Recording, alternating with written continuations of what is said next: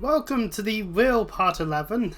Fun fact, I tried streaming this on Monday. No, was it Monday that I tried? Yeah, it was yesterday. I tried streaming this yesterday and something fucked up. Something really fucked up.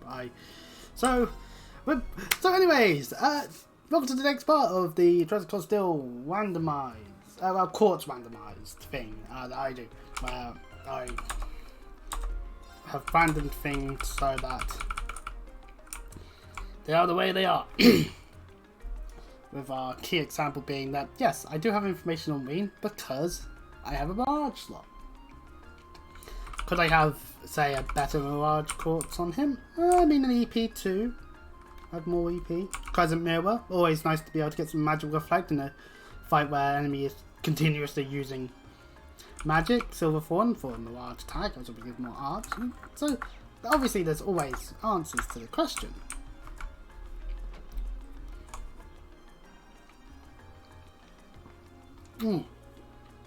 Anyway, as I left off last time, we've got some new quests to do. Made for walking, oh no, and Heimdall Port Monster.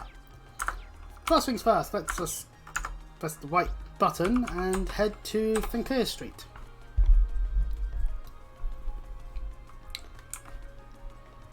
For we need to go to the boutique to get ourselves the request. Here in the Sage, this person, owner Howard, wants someone to wear some Stragers. Of course, Laura is the one up for the job, and so you don't even need her in the. I don't think you need her in the active party for 4-bit slot. I think she can even be with reserved if you want to, as long as you walk 2,000 steps. That's all you have to do. So best to just do everything else that you had planned to do prior to that point, really.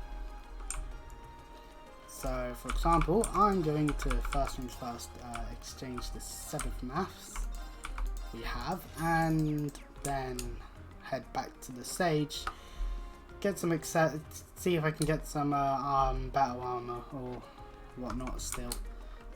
This conjunction on everyone, because the red jackets are better defensively, supposedly. Huh. Well, red shoes on Muckless would do, and I believe since Laura's shoes get de-equipped, do I have a pair that... No, I don't. Okay. Let's also buy a pair of red shoes for Elliot, so everyone now has some better defenses. And then let us go to the Ost district like this. This is so that we are adding to our steps for the Made for Walking quest. And go ahead to house number 2. For our task is to go and find a cat named No-No. With that, it's very simple. We have to go around and look at various cats to go, nope, that's not the cat we're looking for. And the game helpfully gives us 3 locations to go to assess that that's not the cat. So this one over here, I believe we were able to see these two in a different location on the previous day. Your district is full of cats, funnily enough. Make sure I'm not accident. Okay, no, maybe it doesn't matter. Actually, I'm not sure I'll do this. Actually, yes, it does. Oh, whatever, I'm over here anyway. We'll use this cook-up as a way to get more steps going. This cat is not the white cat. Hello to you too. Strange person. And this cat as well is not the cat we're looking for. Now, to head over here, the group will ponder, just where could it be?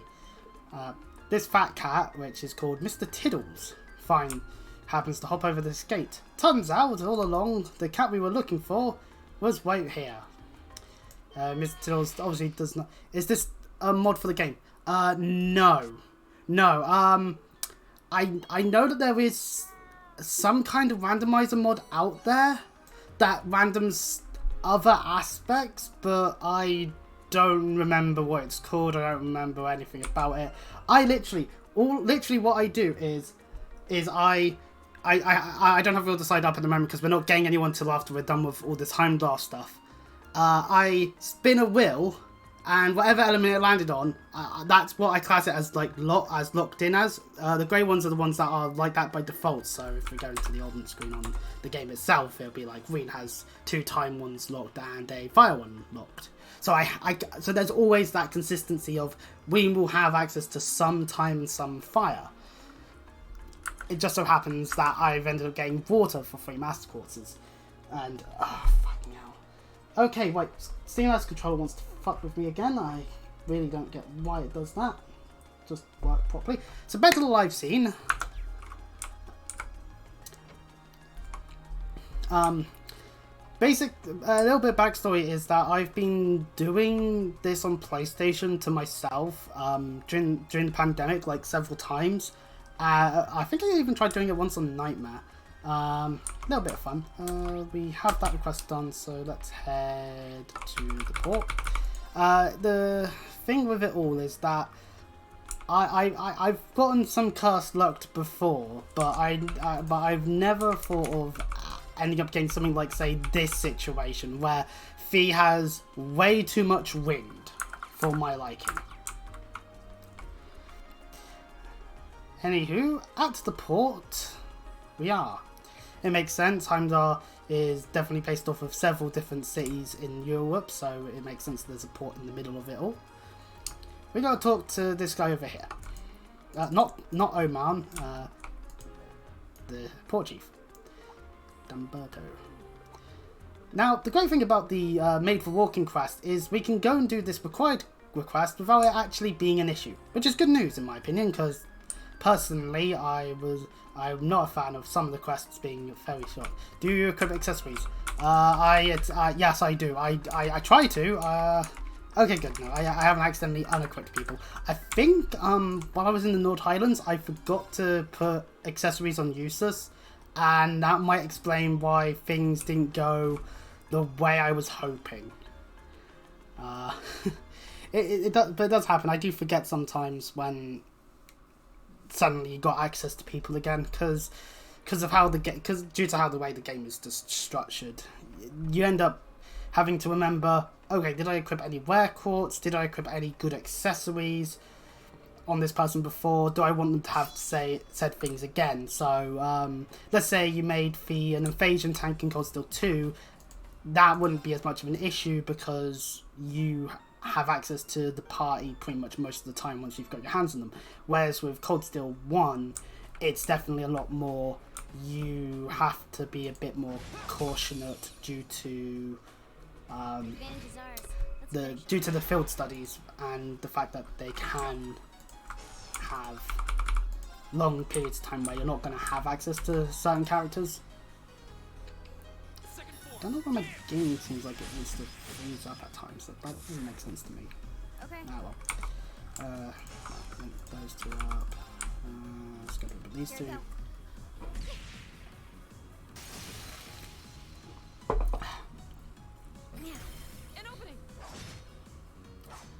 It's something secretly covering us well. No, that shouldn't be. This is an offline game.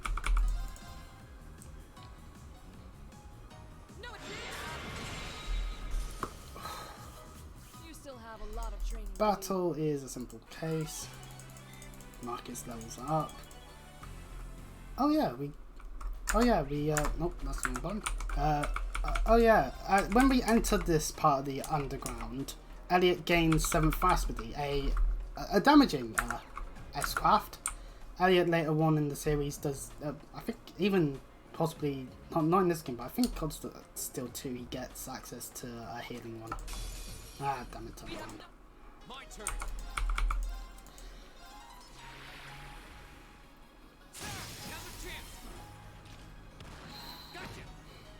Okay, so we got SEO arts, that's Oasis 4, can we get all of them? No, okay, let's not that then.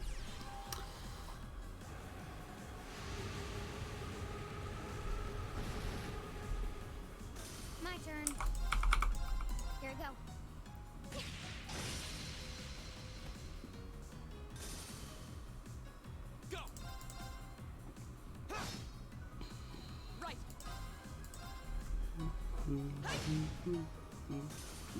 My turn. You know what, actually I should just attack normally with Thief for a moment, because I've noticed I've not been actually getting their CP up to an amount where I can just consistently pull off hitting all their crafts, because some of them are quite high costing for what they do. But then again, any skill that gives you a chance of instant knockout, you might as well. I haven't really looked at any challenge ones. Usually I just try to use different characters that I never use most of the time. Yeah, no, that also makes sense. I think something like Cold Steel 4, where you've got an actual massive amount of characters for a good chunk of the game, it can certainly be fun to do that. I think as well with the weather recorder in Cold Steel 2, that can also be a case of like, oh, you know what, I've never tried using Alpha or Elise before. Maybe I should actually try using them within the context of that. I know with once Weathery's out, there's definitely all of the different matchups with there's definitely the matchups that you can do once you unlock more of the characters within that Weathery corridor. I don't know to the exact extenses, because I'm going into Weathery mostly blind, so when it comes out, so that would be fun. And I hope Pedro Williams doesn't find my PC. Seriously, why am I doing it today?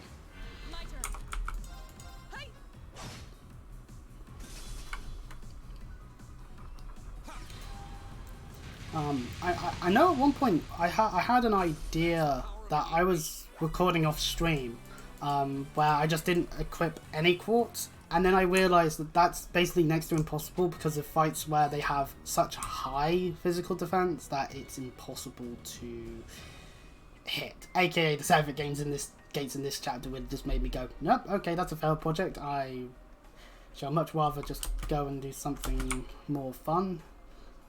The thing I know from whether it's new Abyss difficulty, I ponder what the Abyss difficulty will be like on a non-New Game Plus file. Because if it's harder than Nightmare, then it might be a fun challenge for those that have mastered Nightmare. Because to be honest, I feel like New Game Plus with any Trails game, you always will have that point where in the early game, you'll be bleeding through enemies because on Nightmare. Because you've of course you'll be max level, endgame gear, endgame stuff. Yeah, played Nightmare on console film for not even trying. Yeah, Nightmare. It's really interesting to see how it goes really before Abyss because of it all. But in my opinion, with Nightmare is they could have undertuned. I should say this properly. I feel like Nightmare might be undertuned slightly in some occasions, but I feel like by a set point in Cold Steel, in every Cold Steel game, you'll have access to just so many good Quartzes that you usually have. That you usually end up having a situation of just a good arts user at all times, pretty much, and so you can just use the best arts possible. Sky Games, though, not suffering Sky first chapter and second chapter on Nightmare because it's really unbalanced. Oh yeah, the Sky Games. To be fair, I've never played through them on Nightmare because I don't know. There's just something about how they are that just makes me go that it feels like it's definitely designed to be more of an actual challenge. Like they put that there as a way to try and get people to try a harder difficulty, or solely for New Game Plus purposes. Wait, enemy advantage? Oh, the other group hit me fast. Oh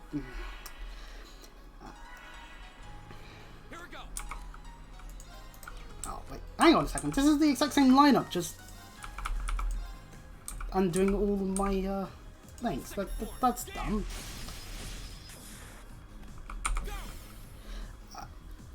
Honestly, Skyford, yeah, I can see. I think I can fully get why that would be hard as well. But then again with the Sky Games, it was the earliest forms of the systems within Trails.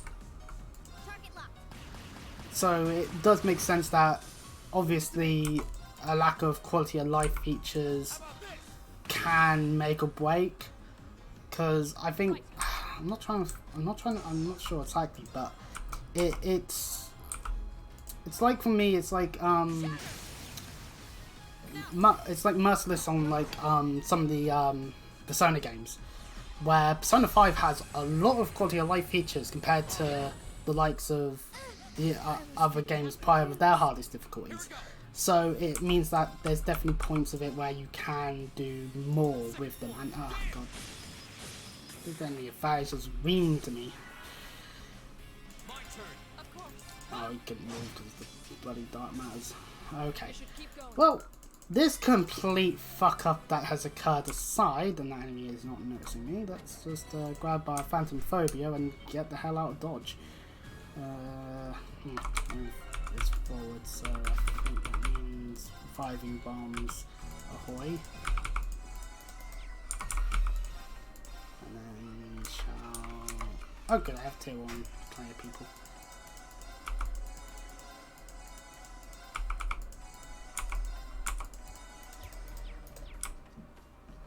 That one looks annoying. Watch out.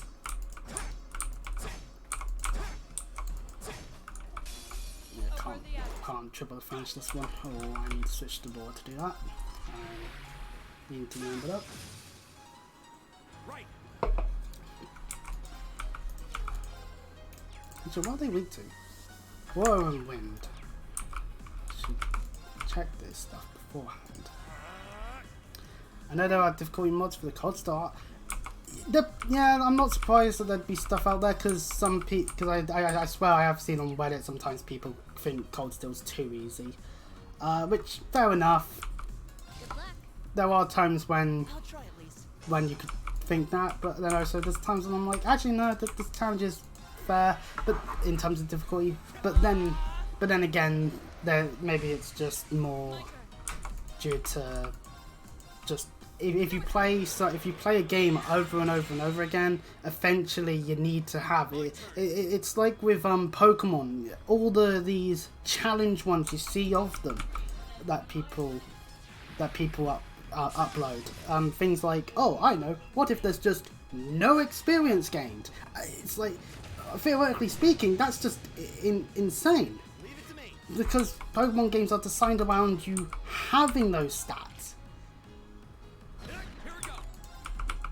that you would get from actually having the ability to gain experience, and I just think that, or worse even, losing experience, that it just makes no sense to me. Here we go. Right. But then again, I think some Pokemon fans have been insane since Nuzlocke existed, so on that one. Right, we definitely need to be a bit more. Okay, be right back. I'm hearing something going on outside. Seriously, it's going on. Hi, what's going on? Why did I hear a load of shout? Right.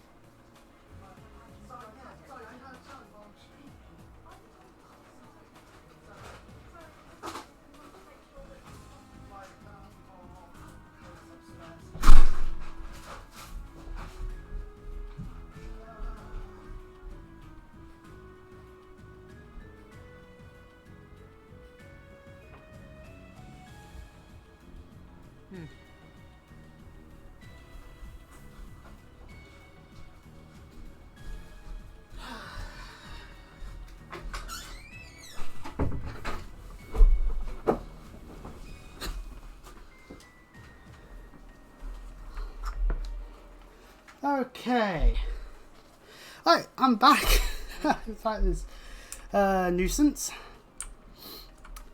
You would have thought that people wouldn't be shouting in the middle of the day, but I guess you don't need to be some twat drunk off their ass in the middle of the night to My turn. be shouting a whole bunch. Second form. Damn. Right. Okay, let that breath, that's fun. These things aren't weak to breath, are they? No, they are actually. Arcus activate. Leave it to me. And that one's out of range. My turn. Hey. Okay, so Here we go. you usually get people shouting during the night, messing up. Yeah, I don't get what it is about some people that just decide that the best thing to do, regardless of what day it is to walk through an area that is relatively peaceful most of the time, and decide that that's the direction to jauntily be shouting off with their mates or with people who aren't their mates but they happen to collide into each other for some reason, and just I don't get it. Maybe alcohol plays a role in it, and then that's fair enough. That does mean people will probably ignore certain aspects more often, but like it's still just annoying. Great thing about this underground way is that it's definitely just more of the same in terms of just what to expect in terms of the layout. A few differences in terms of puzzle, but that's just a simple case of flipping some switches. So Leave it to me. My turn. Keeping it on topic of trails, Reverie is out early next month, and I do want to stream it actually, because it'll probably be a fun time. Well, fun time for me at least. I'll have fun playing it, because from all sites I have seen of it, it looks like the gameplay is very much the same first as the first, pretty much. We should keep going. I'm trying to say the correct analogy. I'm probably failing horribly on that, but I'm glad that was not from behind. I shouldn't distract myself. Lesson learned. My turn. I'll hit all of them. Get a few of them to sleep. Ooh, I don't think I even have like full on like the best evasion possible. Yeah, it's working quite well. Locked and loaded. You won't get away. Now. Right. Two enemies petrified, so I have no need to worry about those enemies. I can just deal with the one that isn't petrified. Does that attack have a low accuracy or something? Here we go. My turn. I mean, I'll take it because it makes battle easier. Yay! We did it. Marcus is now level 57, Oh, what a nice and looking this treasure chest contains some sleep. Actually, you know what? While we're here, information's cool and all, but I think I want to put Phanophobia on him. Since I already have cast 1 on him, it means he's going to be able to cast it quite well, faster than other people. Triple advantage. Oh, I just remembered these things are not as weak to bloody water.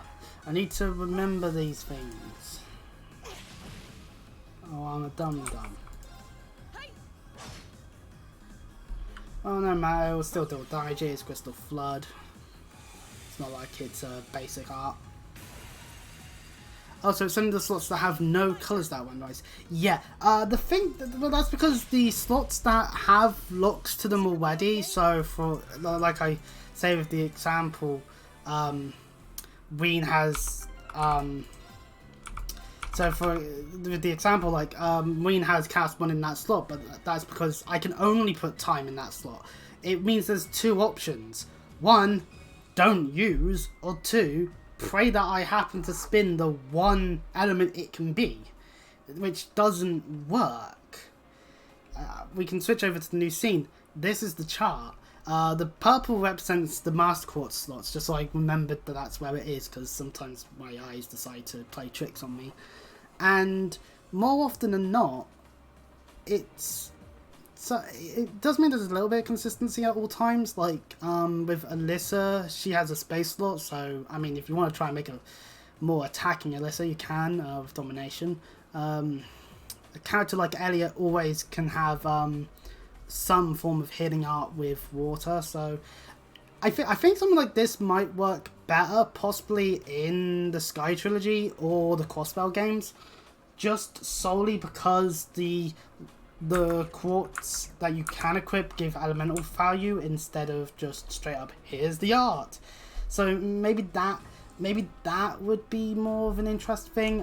I do know that I still don't know when I get to Cold Steel 3. Oh god, that will take a while. I don't know whether to respin or not, due to the fact that there's 1 less slot, and it does change what's.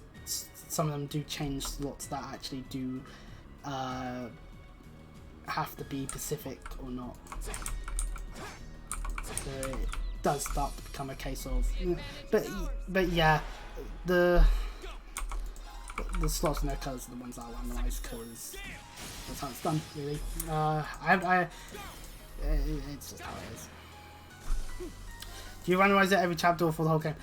It's for the whole.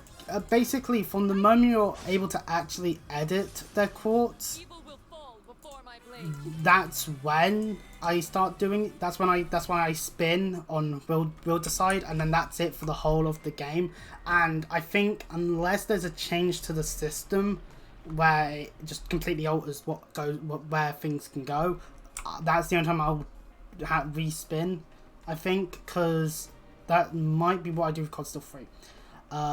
Because of the change in the system to the sub quartz and the less overall amount of quartz outside of the master quartzes that you can equip. Pardon me. I've been very burpy this afternoon. Oh well. The biggest reason why I don't do it on a per chapter basis is solely so that I'm not essentially screwing myself over or being like, finally, I can equip this thing on this person, and now I don't actually have them for the next 5 hours.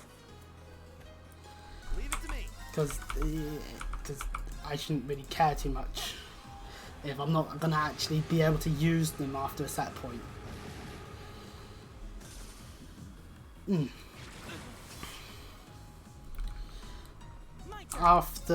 Because the next time I'm spinning, regardless, will be after Heimdall, because that's when we get Millium and Crow added to the party.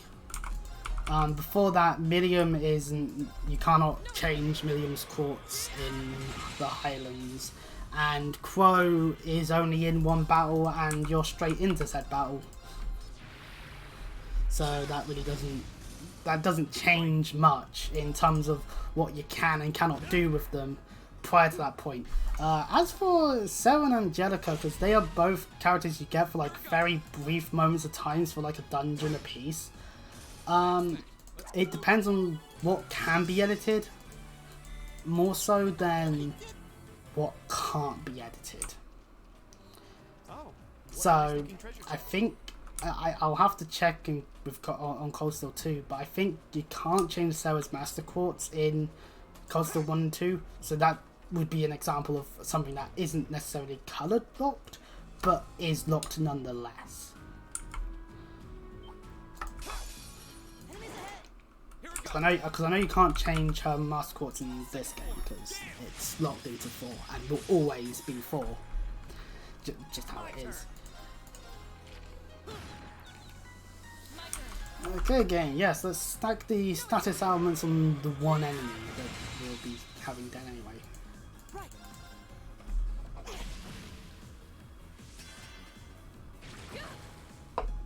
Here we go. Okay, safe for now. Maybe I should have like come up with like some kind of FAQ or something that would allow for a bit more understanding of how I'm doing this or something, because obviously there might have been a aspect or two that I didn't fully understand myself, possibly. I love it that I go on about like, oh, I've played this game several times on PlayStation. It's like I don't really have any proof of the save files outside of spending the time going upstairs, loading up the PlayStation, and then proceeding to take photos of it all. That's the only thing I can do. Although I don't know where I'd post it because I don't use Twitter. So, and last time I checked, I don't remember whether or not you can post pictures easily on YouTube. My father sure gave us a real humdinger of a job to do with. 3 whole areas. This part is long, but it means you're definitely getting that step counter up.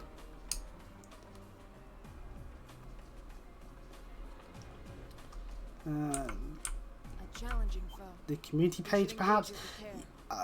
You know, I should double check that because I've only posted on the community page bit itself once, and that was to have a bit of a moan that I was coming up to the Seraphic Gate floorhouse boss for the next stream at that point, and then I proceeded to easily handle the Seraphic Gates because turns out the one big thing that's needs to be remembered about that fight is the confusion accessories. Because then after that, it's pretty much a very simple fight then. So I need to remember I also need to remember which saves they are, because the curse of getting the platinum for a console game requires multiple playthroughs. Just be all end all on that end, really.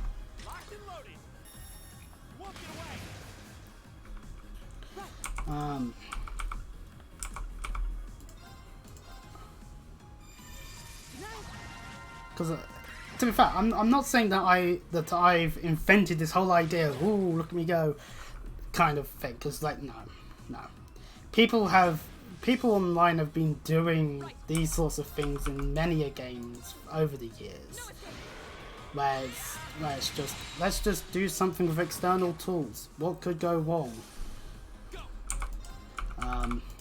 Though then again, my biggest example for that would be something like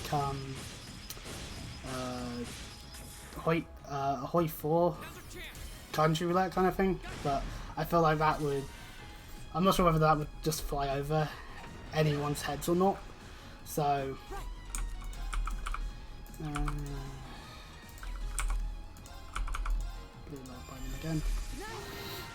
Ugh. Leave it to me.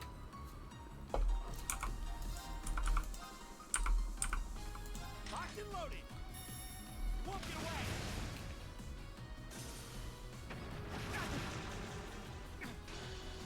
Take this. Go. I have a feeling I can't actually put them to sleep. Second form. Damn. Oh, the battle's won anyway, so Okay, it's safe for now. Done. it's oh god damn it.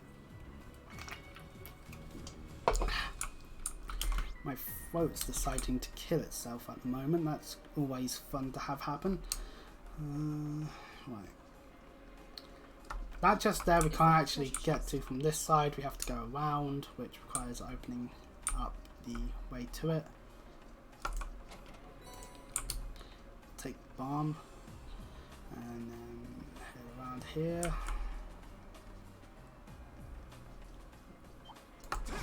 Turn it around. I'll take it because it's dribble advantage. My turn.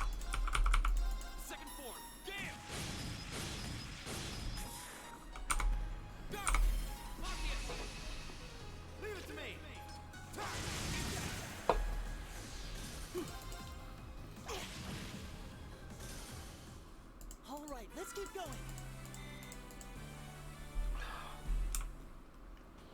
Right, this switch is here.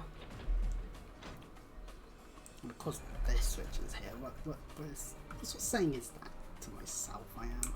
Ugh. But while I go insane, there's no chest over here, but there are some pots if you want to break them. Get a tier bomb, maybe. That's always not too bad. Though a tier bomb at this point would be better. Yeah, I'll be a little pick me up if need be. Right then. Now that we've drained the water, we can actually go around and get to that chest. Though it is a monster filled chest, so it is worth to remember to maybe make sure that your party actually is able to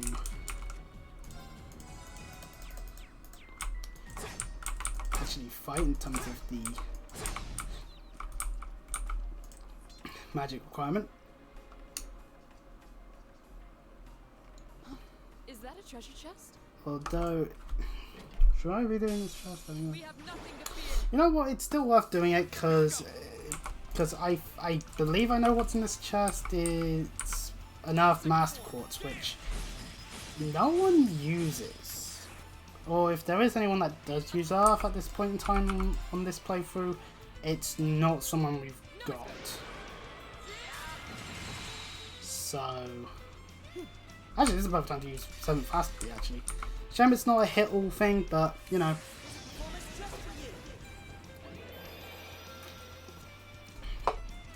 I have a great idea for an S-Craft.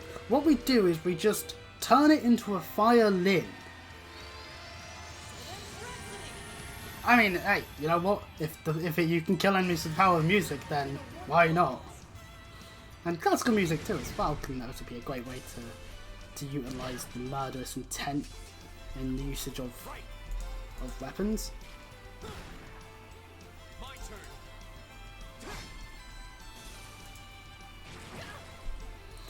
My turn. And then again, at this point in the game, you would have most likely have attempted to use Miriam's S-Craft, which involves turning a thing into a hammer. So, but yeah. Leave it to me. There's no time to waste. I also get some experience, so people level up more. That's also good to do. Yep, Tauros, okay. Which, let's face it, can we equip it on anyone? No, and nope. Unless, of course, we spin on and get either Earth on either Medium or Crow, then yes. Though I don't know why I wouldn't just... Ooh, that was close. That almost ended up being a case of getting really advantaged. But to be fair, at that point, it might be worth just using Miriam's Master Quartz then, in that case, for if Miriam gets up, because then it's just straight up what she would have normally. Or in Crow's case, you know, either would work possibly, because I actually need to double check what it does, but yeah. No, I have no reason to look at it because of the no one can use it factor.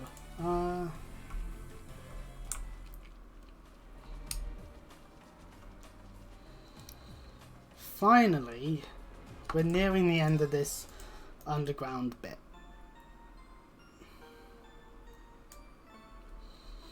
Took long enough, more like most of this stream, but yeah. The enemy we're facing is a giant gator thing. And I believe the game wants me to... No, it doesn't matter. I can just type it anyway. For a moment I thought it was going to be like, you need to make sure that Miriam... No, Miriam! Why am I have Miriam on my mind today? What is wrong with me? No, Fee and Laura. It could have been like, you need to have them in the party and linked up already. Just, again, a la the previous time round. But this time without the link breaking. Anywho, there's a whole bunch of fish ads alongside it. Make sure to just deal with them first, so that there's definitely no need to worry about. Anyway, the Great Sharkodile. Now, I guess it's a combination of a shark and a crocodile. It's more resistant to water arts and definitely ain't going to petrify it. You're not likely to seal it either, so maybe it's best to just not bother trying to do that. But you can put it to sleep, you can burn it, you can faint it. But it can be afflicted with several different things that are useful. Also, we are just going to cast Grand Press because it is going to get harmed by that. And we'll Break Shot, just lower its defense for Moon and Laura to be able to hit more.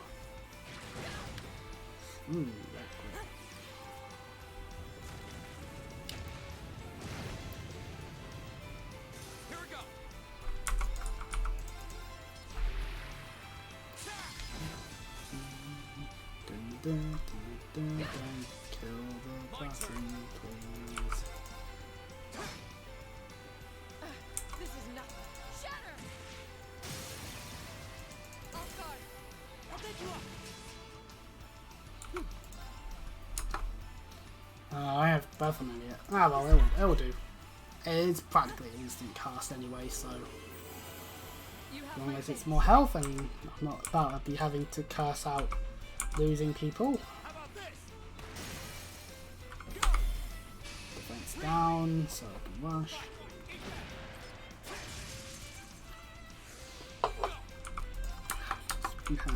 He does have frame time, so cast that might actually be more effective. It's more likely to attack those two, so some will be.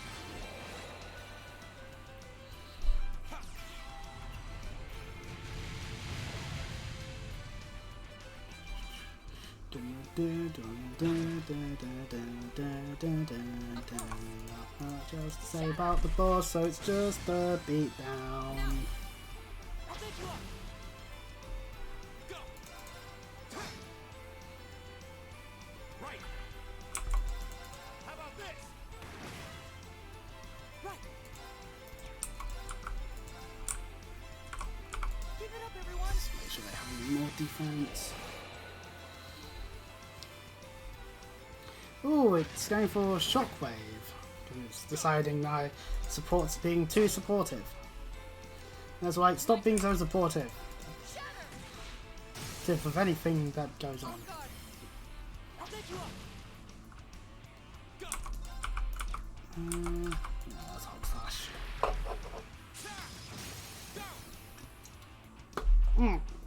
Okay, so I took my hand off the mouse. That was dumb of me. Ah well. My turn.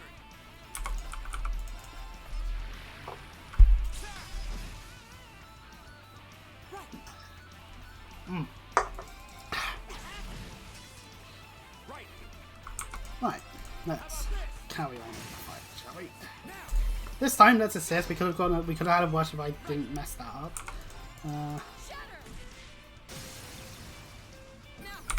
But we do get a wash here still, so.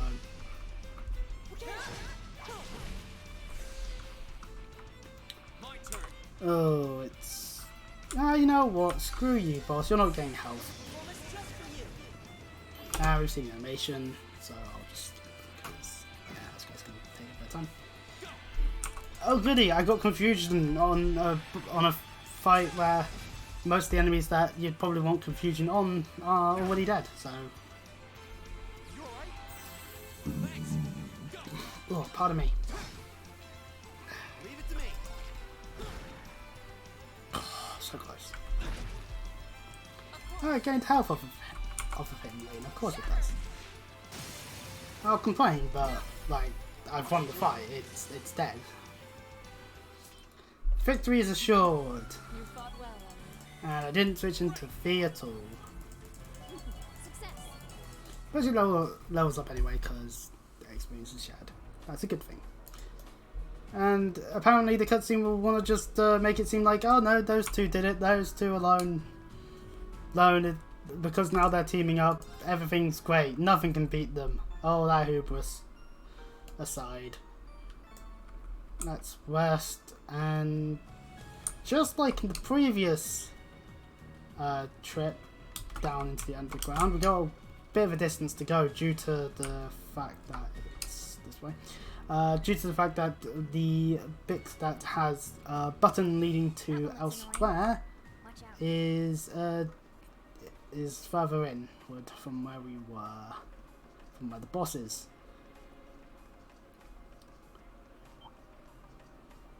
Well, outward, I guess, because we're heading back out along towards the hotel. So, yeah. But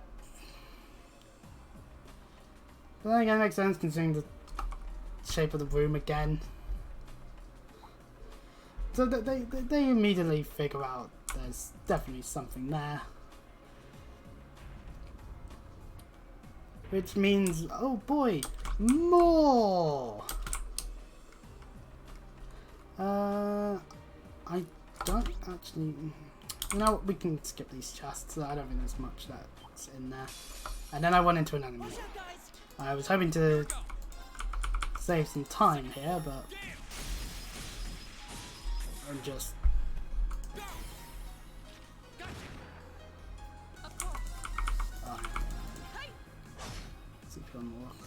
Just used it in the previous fight. Leave it to me. Ooh.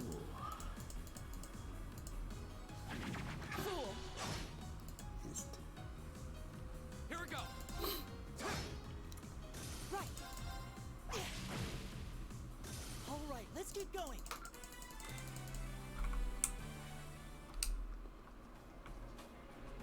Along this waterway we go.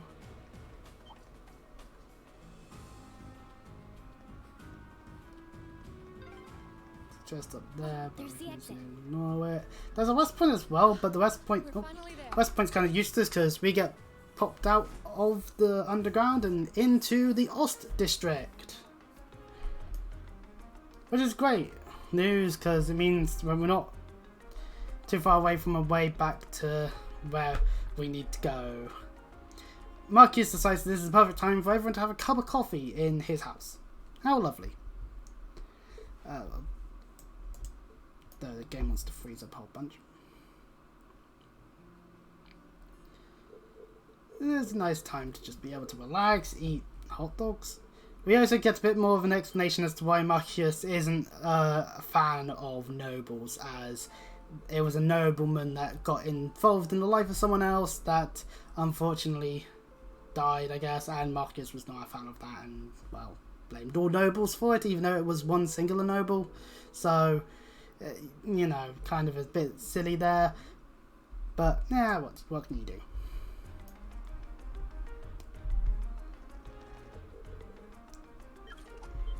Sarah gives a call about how that they need to go to a different area completely, because we've been specifically requested to solve a burglary at the jewelers. Thankfully, we can... we get popped out here, but we are going to quickly just nip back to Francoeur Street because we've definitely gotten enough steps for the boutique. Boutique's owner, so we get ourselves the Stragers. Back. Just need to make sure to re-equip them onto Laura, because the game will de-equip the quest-specific ones for the non-quest specific ones. And now we'll head back over to the Garnier district. So the hotel request is automatically handed in, so we can head straight to the jewelers. Now, this is a quest that is probably best if you are skipping through all the text to maybe not, just in case you forget where the specifics are. We'll skip over this bit because it's just to do with Fan Thief B, who is a regular of the series at this point. Anyway, his conditions: do not report this to the police, and secondly, this is to be delivered to Group A. So we have to specifically figure out the riddles that the Fan Thief has given us, which is, you know, is fair enough. Anywho, the first card. Salutations, ladies and gentlemen. To recover the treasure, we must... all of the keys lie within the Familian capital, and the first key is at the feet of the Conqueror with the heart of a lion. This one's quite an obvious one, to be fair, so there should be no misunderstandings on it. we are to travel to Dracul's Plaza for this one, as the card is literally right by the feet of the statue. Panning shot. We get our second card that lists in the northeastern seat of the Prismatic Palace. This is the Meta Park. Should be another one that's easy enough to understand, I would believe, but I could be sorely mistaken, of course. So over to the one area that exists within Meta Park, outside the park itself. And it is right over here on this bench. Well, on the leg of it, but yeah, that very simple. We now have the next card, the third key, at the round table where once rested the gauntlets that supported the east of the city. This is the Bracer Guild place that they are staying at. If it said west, then we would need to get Group B to go fetch it for us. Thankfully it doesn't. Also, Baron Blue Blanc shows up! And of course speaks French. But oh well. He's important, I swear. Oh, so Reen has suspicions of him, but why would he ever suspect Baron Blue Blanc? There's nothing suspicious about him in the slightest. Okay, anyways, why am I running back? Anyway, to Alto Street we go, to the Bracer Guild.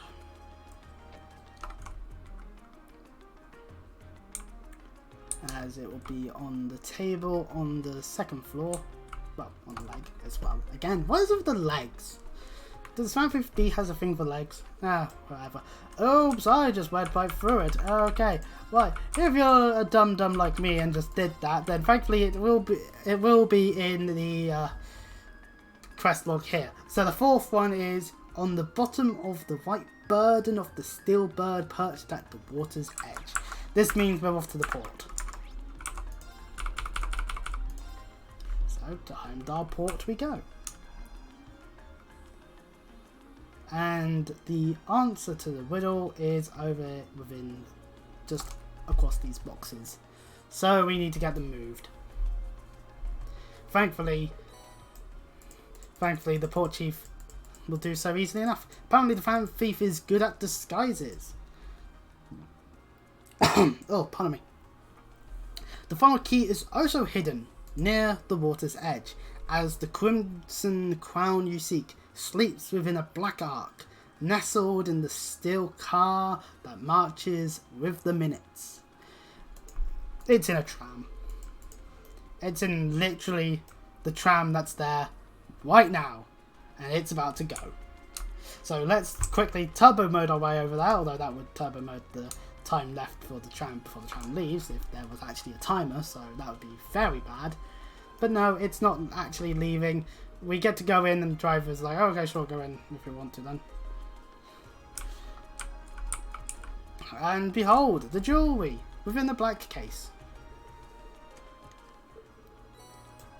The crimson tiara has been found. Yay, we did our job. And So the tiara really was in there, huh? the driver gets a voiced line. Gee, I wonder who it is. Now I don't remember there being... Anywho, easily it turns out that this is Blue Blanc. Savory taste is why the unripe fruit is the most delectable of all. Blue Blanc was actually the fan thief all along. No! But yes, Baron Blue Blanc is Enforcer number 10, Phantom Thief B. Or Phantom Thief Blue Blanc. But we did as we were told, we followed his clues and got our reward. How very riddler of him, sure, but hey. Anyway, Sarah gives us another phone call. This time we're off to the Sanct District. And So we've got a new area. Of course, make sure you've actually done made for walking at this point, as you won't be able to complete it if you choose to go to the Sank District at this time. Just as a fair tip to make. And the halls.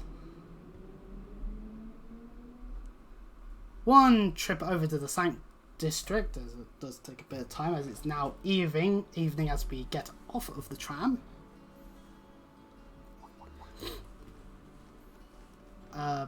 Bunch of St. Stereo students get on immediately, so public transportation kept well regulated and travelling on time. Everyone ponders as to why they're here. Group B show up, and now we can all ponder what we're doing here. Elise shows up and then understands that it was Class 7 that were requested to be here, because she got requested to go and see to some guests. And a whole bunch of them see the boys in the class and start looking at them so lovingly. Of course, in amongst the school somewhere is Muse, who we won't see until Cold Steel 3, but you know, that doesn't matter too much. And yes, this is a bit of a long cutscene, but hey, I am holding the correct mouse button down, so. Anyways, we get to finally formally meet Princess Alphen of the Rise Anor family. I get to join her for a good old spot of tea, that old British thing. In a lovely tea garden, even better. Of course, Alphen has seen Elise's letters to read, and reads letters to Elise. And Olivert comes walking in with a lute and all that. Although he is wearing that outfit, meaning he's probably trying to be Olivier Leheim at the moment. Of course, that doesn't work out too well, because, of course, Alphen's here. But he is the main reason for Class 7 actually existing, so we better pay him some mind. Also, instead of whoever the fuck it was that was voicing him in the Sky Games, he is now voiced by Matt Mercer. So just add that to the list of many things Matt Mercer has voiced, which I don't know why, but for some reason it just irks me, just the amount of times I've heard Matt Mercer, even though I swear at one point that would probably have been a damn it, why do I have to hear Nolan North kind of thing, or even Troy Baker, actually thinking it through. Well, I don't know why I seem to just have it out for. But anyways, Elise is very upset with Reen again, and we didn't actually get to see why until a flashback. Alphen wants Reen to dance at in the festivities with her. Of course, Alphen is within like a good year or two of entering high society, so I mean, getting invited to do a thing with the princess, that's kind of a thing. Anyway, Sarah and Claire show up and take them back to their respective sides in cars. Well, actually, no, not to the respective sides. Not yet. My bad. First, we go to the police station. Turns out there's an Imperial Liberation Front shenanigans supposedly occurring. Gideon is supposedly been sighted in the area, so we are going to be spending the next day doing patrols. We head back to our guild with Sarah, so Sarah gets to be in a Bracer guild for the first time in a while, supposedly. And all in all, we just get a little bit more info about Sarah, which is kind of nice. Sarah's supposedly an A-rank bracer, and to me I'm thinking, okay, when did she achieve this? And it's like, oh, she achieved this before Sky Games. It's like, wait, well, ow. But, anyway, we got Gladiator Belt because we hit A6, a brilliant accessory that boosts getting CP built up in battle, which is always nice to have. Meanwhile, in the port, Gideon, who's hooded himself at this time, recruits a whole bunch of people who happen to be at the port, holding the flute again. Seriously, we need to do something about that flute before it summons something even more ungodly than a giant spider. I don't know, maybe it'll be a dragon next. Okay, me spoiling the fact that he's going to summon a dragon next aside. It's been roughly an hour, and I think this is the perfect time to save and end the stream. We can finish up Heimdall next time and possibly move on to the next chapter. / actually get to spin some new guys' things, because we'll get William and Crow. Remember that my VODs are uploaded onto my YouTube channel, Christopher, on YouTube. I do that, and occasionally other stuff when I happen to actually make something and managed to get through the wherewithal that is trying to actually edit a video. Hey. But hey, you know, that's be it. Albeit, enjoy the stuff. Make sure to give me a follow. Enjoy the stuff, but you want to just watch the VODs and you're on YouTube and you're just watching the VODs? Subscribe, damn it. I don't want to start pointing a gun to your head. Okay, well, enough potential threatening aside. That's all the shit I'm going to plug. So, next time we'll finish off Hunter. I'll see you next stream. Bye.